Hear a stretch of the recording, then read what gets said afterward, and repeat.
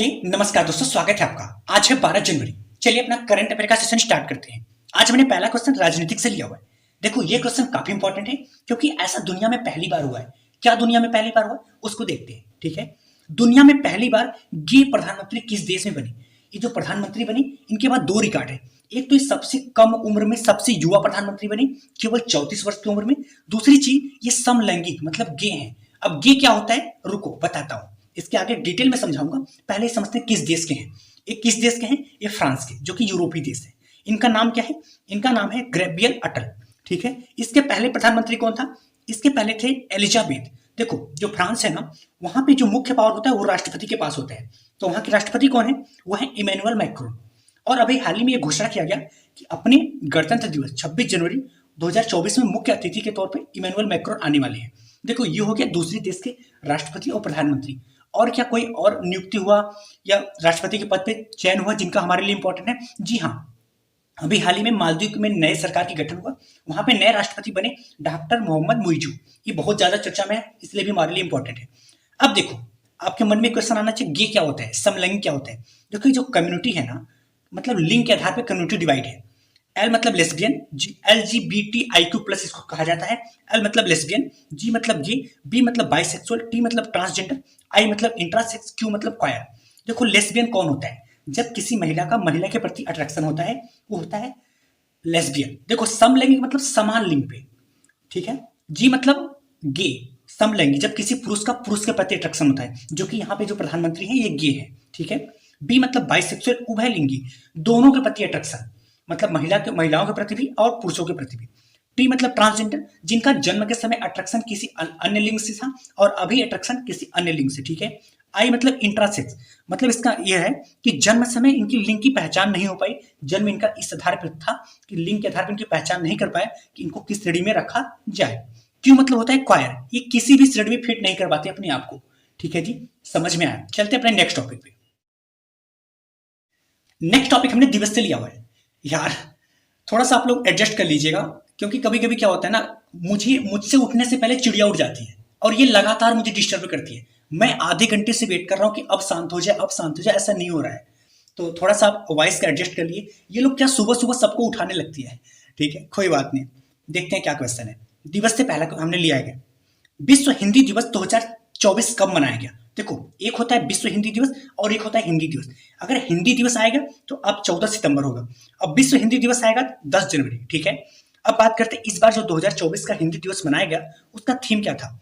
इसका थीम था पारंपरिक ज्ञान एवं AI को जोड़ना। पारंपरिक ज्ञान मतलब जो परंपरा पुरानी समय से चली आ रही है। AI मतलब आर्टिफिशियल इंटेलिजेंस, जो वर्तमान का टेक्नोलॉजी संबंधित है। तो मतलब पारंपरिक ज्ञान एवं AI को जोड़ना इस बार का थीम है। अच्छा, अब 10 जनवरी को ही विश्व हिंदी दिवस क्यों मनाया जाता है? क्योंकि 10 जनवरी 1949 को UNO संयुक्त राष्ट्र महासंघ महासभा में पहली बार हिंदी में भाषण दिया गया था, इसीलिए इस दिन को चुना गया। ठीक है, अब बात करते हैं हिंदी दिवस 14 सितंबर को मनाया जाता है। क्यों 14 सितंबर को मनाया जाता है? क्योंकि 14 सितंबर 1949 को हिंदी को राजभाषा का दर्जा दिया गया था। अब बात करते हैं कि अपने संविधान में कितनी भाषाओं का वर्णन है। देखो वैसे मूल संविधान जो 26 जनवरी 1949 को लागू किया गया था उस समय तो 14 भाषा को संविधान में दिया गया था और वर्तमान में 22 भाषा। इसका मतलब हुआ कि टोटल 8 भाषा को और जोड़ा गया। कब कब जोड़ा गया इसको कभी डिटेल में बात करेंगे। ठीक है, चलते अपने नेक्स्ट टॉपिक पे। नेक्स्ट टॉपिक हमने योजना परियोजना से लिया हुआ है। देखते हैं क्या क्वेश्चन है। हाल ही में ग्रीन फ्यूल्स अलायंस इंडिया किसने लॉन्च किया? और ये ग्रीन फ्यूल्स अलायंस इंडिया क्या है? देखो अभी हाल ही में GIM 2024 global investor meet 2024 Denmark में आयोजित किया गया और इसी आयोजन के दौरान डेनमार्क के द्वारा ही green fuel alliance India launch किया गया।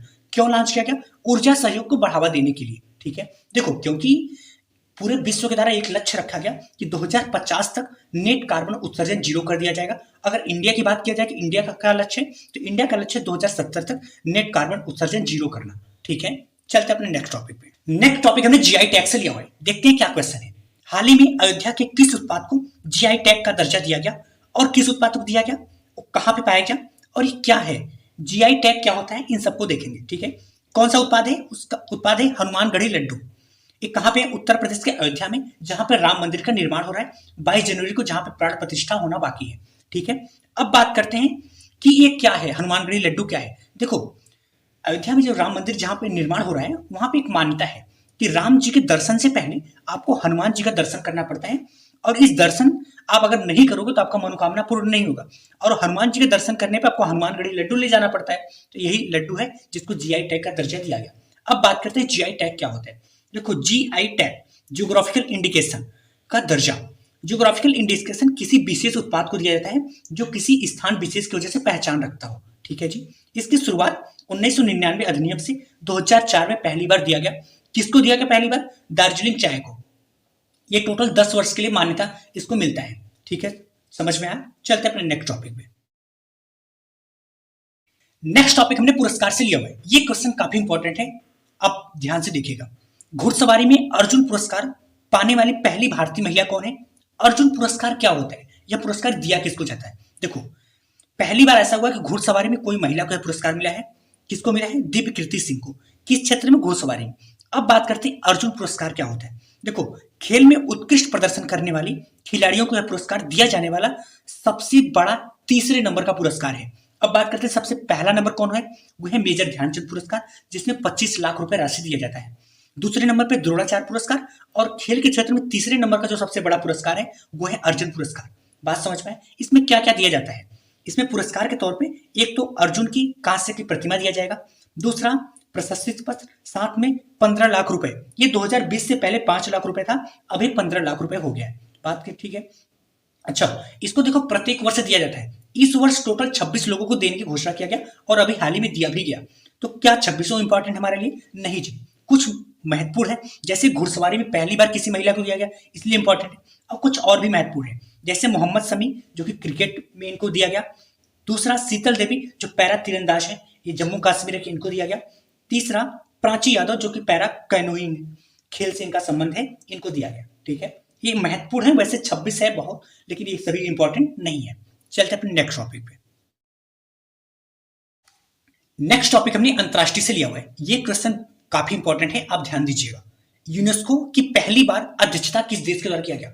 देखो, यूनेस्को क्या होता है पहली बार, ये इसकी अध्यक्षता पहली बार कौन किया, ये इसलिए इंपॉर्टेंट है। दूसरी चीजें, ये भारत के द्वारा किया गया इसलिए इंपॉर्टेंट है, क्योंकि हमारे लिए जो इंडिया से संबंधित है वही इंपॉर्टेंट होगा। तो जी हाँ, यूनेस्को की पहली बार अध्यक्षता और मेजबानी किसके द्वारा किया गया? भारत के द्वारा। अब बात करते हैं यूनेस्को क्या होता है। देखो, यह यूएन की एक संस्था है। यूएन के 6 संस्था है अलग अलग।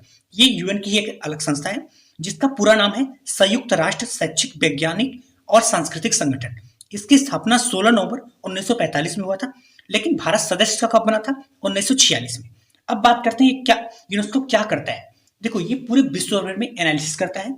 इसकी एक संस्था है, उसके द्वारा विश्व धरोहर सूची और अमूर्त धरोहर सूची शामिल किया था। देखो, विश्व धरोहर सूची जिसको छुआ जा सकता है, जो दिखती हैं, जैसे विश्व सांस्कृतिक स्थल, विश्व प्राकृतिक स्थल, विश्व साहित्यिक स्थल, विश्व ध्वनि विरासत, दृश्य विरासत, मौखिक एवं अमूर्त विरासत। देखो, अमूर्त धरोहर का मतलब होता है जिसको छुआ नहीं जा सके।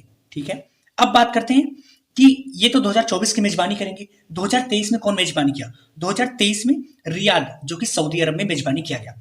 2023 में अपने देश में 2 वर्ल्ड हेरिटेज शामिल किया गया। विश्व धरोहर सूची में 2 स्थान को शामिल किया गया।